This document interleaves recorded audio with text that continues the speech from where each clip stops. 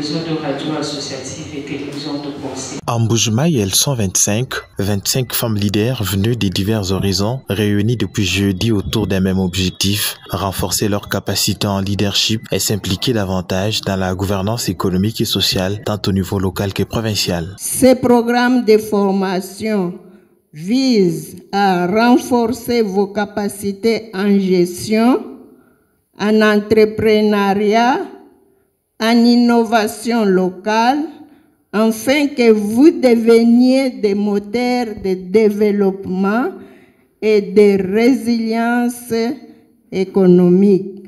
Cet atelier est organisé par le réseau des radios associatives et télévisions de proximité du Kasaï oriental, Rateproca, avec l'appui du Centre Carter et le financement des UKAID. Pendant 3 jours, les participantes vont échanger, apprendre et se doter d'outils concrets pour booster leurs activités et renforcer leur engagement dans la gouvernance locale. Ce programme fait suite à un forum organisé récemment sur la gouvernance économique des femmes. Il s'agit ici d'un accompagnement technique ciblé, comme l'explique le président du conseil d'administration du Rateproca. Notre réseau a pensé à accompagner techniquement un nombre réduit de 25 femmes que vous êtes pour essayer de les booster dans leurs activités et les amener à croître et à faire grandir leurs initiatives de développement. Pour mieux assurer cet accompagnement, le Rateproca vous offre aujourd'hui une formation technique de 3 jours, formation basée sur des thématiques aussi pratiques que stratégiques, pouvant vous aider à comprendre tout d'abord ce que vous êtes et ce que vous valez pour notre société.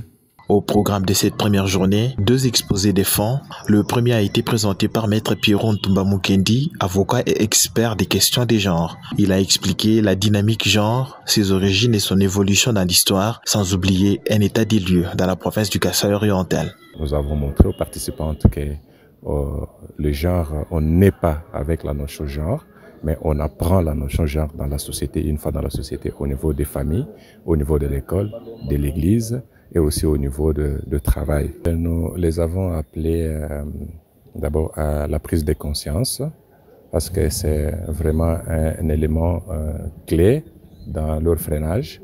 Avec tout ce que nous organisons comme activité de sensibilisation, nous les amenons à prendre conscience pour pouvoir braver la peur, éliminer les limites qu'ils nous ont d'infériorité et aussi pouvoir se mettre debout, travailler, aller de l'avant. Le second intervenant, Abbé Pierre Kabamba, président du cadre des concertations de la société civile du Kasaï oriental, s'est attardé sur le rôle de la femme dans la gouvernance locale et le développement économique. Il a été question de voir, en fait, d'aborder des questions autour du rôle participatif, des actions concrètes que les femmes peuvent poser et qui peuvent aider à les insérer, à les intégrer dans le développement économique et même la gouvernance locale. Il faut que les femmes soient là pour que la démocratie s'étaise. Et puis elles ont aussi des compétences. Elles ont des aptitudes naturelles qui sont liées aux femmes et qui favorisent déjà la gestion financière. Le moment phare attendu à l'issue de cet atelier sera la création d'un mini-club de femmes leaders, une structure destinée à poursuivre la réflexion et proposer des solutions concrètes aux défis du développement et du leadership féminin au Kasaï oriental.